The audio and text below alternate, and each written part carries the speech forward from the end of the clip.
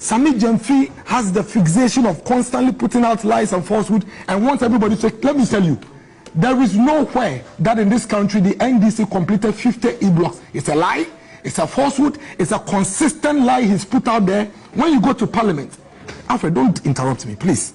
When you go to Parliament, the official documentation is there. And when you get to Parliament, you realize that the NDC completed only 29 of the e-blocks they started. Get Fund started 101 of those e-blocks. And then World Bank contributed to the rest. You'd realize that it's a total of 125 e-blocks that the NDC started. As at the time they were leaving office, they had only managed to complete 29 of those blocks. So if he says they borrowed the money, where is the money?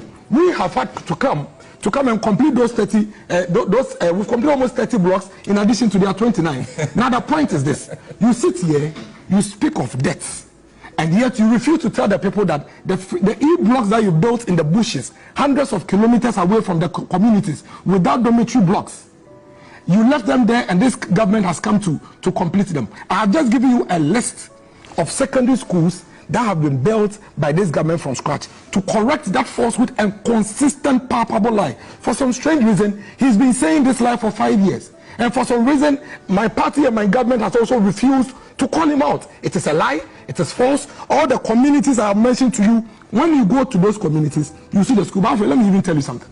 It is senseless. It is completely senseless to come to a district like mine, where I have 13 secondary schools, 13 secondary schools, and say that your solution to providing space for children to go to school is to go and build another school building kilometers away from the community. Go to Okwapman School.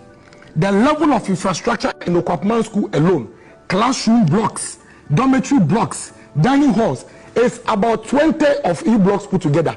If you want, tomorrow, send your cameramen to Okwapman School. So if I have space in a secondary school like Okwapman School, there is so much land, even today. And my vision is to provide the access for children to go to school. You think the most sensible thing is for me to go and build an e-block in Mangwase without a dormitory block? How would the children in Okopon be able to go to Mangwase? And that is what this government is seeking to avoid. And that is why a lot of their e-blocks are still stuck in the bush, completed, and yet children are not attending. Let me also address this very, very important. I don't know whether your producers would scroll the freshly built secondary schools that I showed to them. Alfred, let me also indicate. I think that, yes. Maybe later, if you can do it now, you can do it later. It is going to be, it's been acknowledged. Yes, they've acknowledged that they have it. He has received those pictures. Just awesome, good. Now, you see, let me also, why is he? No, let me also make this point and make it rightly so. All the loans we have contracted since 2017 are here. And these documents are in Parliament. And when you go to the Ministry of Finance website, it's there. Go and pick each of them and see whether these loans that we contracted have been used for the purpose for which we build or not. The Ghana Secondary Cities Project, $150 million, 35 municipalities. I have given you an example of who. Go to Sunyani, go to Sanarigu, go to Kofoidia, go to Odan. These are projects out of this particular loan that was contracted by the government of Ghana. And these are into production. When you take a loan and build road, what is it? When you take a loan and build road, what is it? When you take a loan and build Tama and Pakadai railways, what is it? When you take a loan and you build Pokwase interchange, what is it? When you take a loan and build Obichebilamte interchange, what is it? So these are real investments that the government has made. And contractor loan, please, I'm not done. Right, thank you very much. I am not done. These are loans. These are loans that the government has taken. As we run no, but he spoke first. No, I will have to speak last. He spoke first. He spoke first. I have to speak last. The viewers who have followed this will be very, very honest about the timing and allocated to both of you. Yes, finally. Number one. I think the verdict around this table is very clear by majority of the panelists here, that this government has been very, very reckless in its borrowings, and that is what has plunged the country into the economic mess we have on our hands. And so for holders of government securities, who are going to take a haircut, meaning they are going to lose their money, they should know those responsible for their predicament. It is none other than the cousin of President Akufo-Addo, Ken Ofori-Atta, who profited from borrowings that he himself led through his company, the Data Bank, as a transaction advisor, Charles Adubuahe, and especially the Bawumia-led economic management team. Because these were the same people, Alfred, who told us in 2016 that a public debt of 120 billion was too much, that Mahama was borrowing too much, and that Yetisicasos were come there. The money is here. We don't have to borrow. They will borrow responsibly. They will reduce the rate of debt accumulation.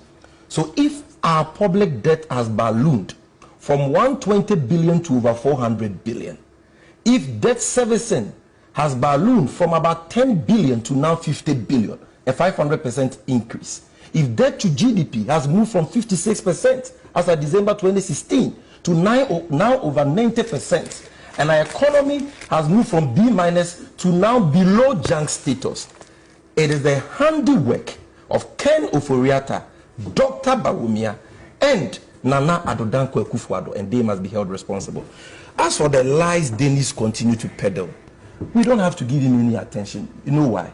Because the people watching us are discerning and can read in between the lines.